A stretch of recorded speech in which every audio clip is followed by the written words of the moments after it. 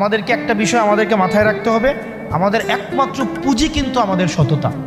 এটাই হচ্ছে আমাদের একমাত্র পুঁজি। এটা ছাড়া কিন্তু ভাই আমাদের পুঁজি নাই। আমাদের ওই দিন একজন বলতেছে যে নির্বাচনে দুইটা সার্ভিস, এক হচ্ছে ফুড সার্ভিস আর এটা হচ্ছে মাউথ সার্ভিস। ফুড সার্ভিস এবং মাউথ সার্ভিস, পাও চলতে হবে, মুখও চলতে হবে, এবং দুইটার সমন্বয় ঘটলে মানুষের কাছাকাছি যাওয়া যায়। আর আরেকটা যেটা আমাদের কনস্ট্যান্ট পুঁজি, সেটা হচ্ছে সততা। তো সেই জায়গা থেকে আমাদের রাজনীতি যদি আমরা দাঁড় করাইতে চাই, সেক্ষেত্রে কিন্তু বাবার এই পাশে আসি বলে চলে গেলে হবে না। আমাদেরকে অর্থ দিয়েও সহায়তা করতে হবে, সমর্থন দিয়েও সহায়তা করতে হবে, আমাদের পাশে এসে দাঁড়াইতে হবে। তাইলে আমরা তরুণ প্রজন্ম আমরা রাজনীতিতে আসব।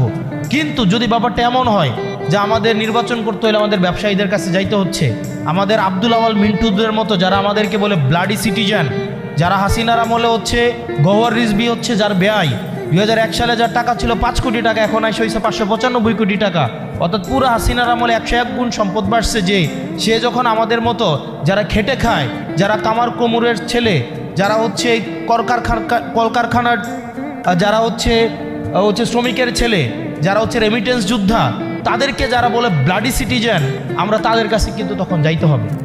আপনারা কি চান এই এলিটদের কাছে আমাদের রাজনীতিটা আমরা বন্ধক দেই?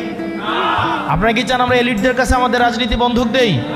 আমরা যদি এলিটদের রাজনীতিটা, আমরা জনমানুষের রাজনীতি করতে চাই, যারা হাসিনার গওহর রিজভির সাথে যারা বেআই এর সম্পর্ক রাখে, যারা স্বরাষ্ট্র মন্ত্রণালয় শেখ রেহানার সাথে ব্যবসা করে, যারা আবার এসে আমাদের সাথে এলিটিসিজম মারায়, তাদেরকে যদি আমরা প্রত্যাখ্যান করতে চাই, আপনারা আমাদেরকে পাশে দাঁড়াইতে হবে।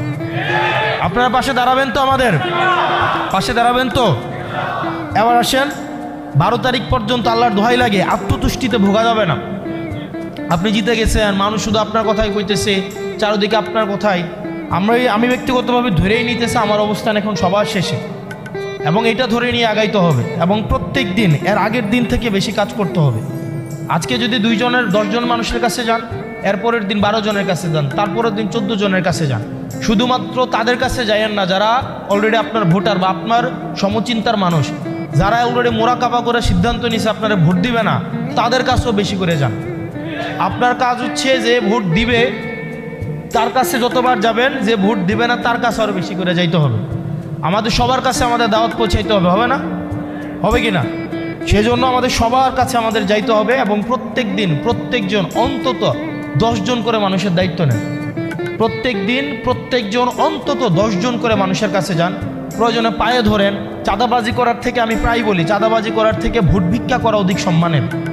আমরা মানুষের পায়ে ধরবো, প্রয়োজনে একটা ভোটের জন্য আমরা ভিক্ষা চাইবো, আমরা মানুষের দরজায় যাইবো। আমরা তো চাঁদাবাজি করে ব্যাংকের টাকা মেরে দিয়ে হচ্ছে জনগণের কাছে হচ্ছে, এটা হচ্ছে একটা অনেক ঋণ খেলাপিদের নির্বাচনটা হচ্ছে একটা উপলক্ষ, এটা একটা সিজন, মৌসুম, তাদের হচ্ছে ঋণগুলাকে রিশিডিউল করা।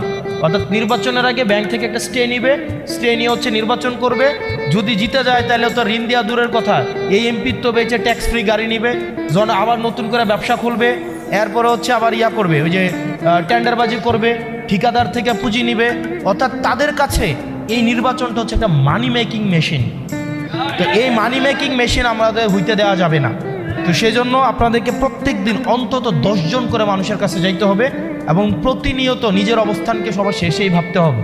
এবং আমরা আরেকটা বিষয় হচ্ছে, আমি যেখানে আসছি আপনারা টাকা পয়সা তো দিবেনই, এর পাশে আরেকটা দিবেন তো নাকি? আমি তো ওটা দিয়ে আমাদেরকে, আমরা হচ্ছে এই টাকা পয়সা হচ্ছে আমাদের একটা অ্যাকাউন্ট আছে, আমরা এটা পাবলিক করব। ওই অ্যাকাউন্টে আমাদের নির্বাচনী যে বাজেট, যে ফান্ড, আমরা ইনশাল্লাহ সংসদে গিয়ে গেলে কথা বলবো। যদিও নির্বাচনী যে ফান্ডের কথা বলা হয়, প্রত্যেকটা প্রার্থী দেখেন,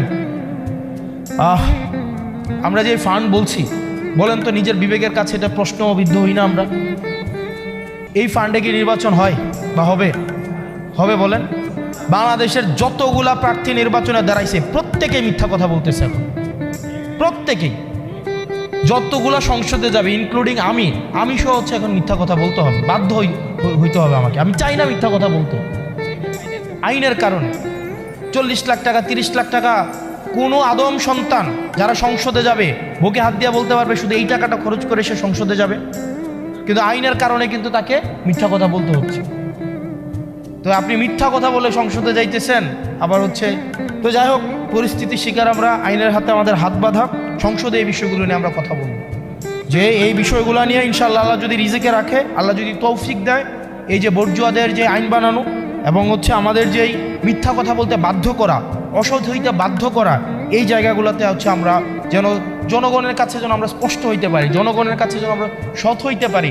মানুষ কিন্তু বুঝে যেটা একটা মিথ্যা কথা, 30 লাখ টাকা দিয়ে নির্বাচন হয় না, এটা মিথ্যা কথা, এটা মানুষ বুঝে এবং জানে, কিন্তু প্রতিনিয়ত এটা আমাদেরকে বলে যেতে হয়। তো যাই হোক, আপনারা যারা বুড়িচংয়ের আছেন, আমার আপনাদের নিশ্চয়ই দেবিদ্বার অনেক আত্মীয় স্বজন আছে, আপনাদের ব্যবসাপাতির সম্পর্ক আছে, আপনাদের শিক্ষা প্রতিষ্ঠানের সম্পর্ক আছে। আপনাদের কাছে আমার চাওয়া সেটা হচ্ছে আপনারা আমার জন্য একটু আপনাদের জায়গা থেকে যতটা বলার আপনারা একটু বললেন, আপনারা একটু বললেন আমারে, আপনারা একটু ভোট ভিক্ষা দিয়েন, মানুষের কাছে একটু বললেন, আপনারা আমার জন্য একটু হচ্ছে একটু মাউথ সার্ভিস দিয়েন, যারা পারেন একটু ফুড সার্ভিস দিয়েন, যারা পারেন একটু মাউথ সার্ভিস দিয়েন, একটু ফোনটা হাতে নিয়ে 2-4 জন যারা আত্মীয় স্বজন আছে তাদেরকে একটু ফোন দিয়েন। যদি মনে হয় আমরা যোগ্য, যদি মনে হয় আমাদের দ্বারা সম্ভব, তাহলে আমাদেরকে যেন বিবেচনা করে এই আকুল আবেদনটা আপনারা জানেন। আমাদের ইনশাল্লাহ হাবুটের পক্ষে আমাদেরকে জয় হইতে হবে, আর একটা টিম ওয়ার্ক হইতে হবে। 2-5 জন 10 জন সংসদে গিয়ে লাভ হবে না, 50 জন সংসদে গিয়ে লাভ হবে না, আমাদের সরকার গঠন করতে হবে।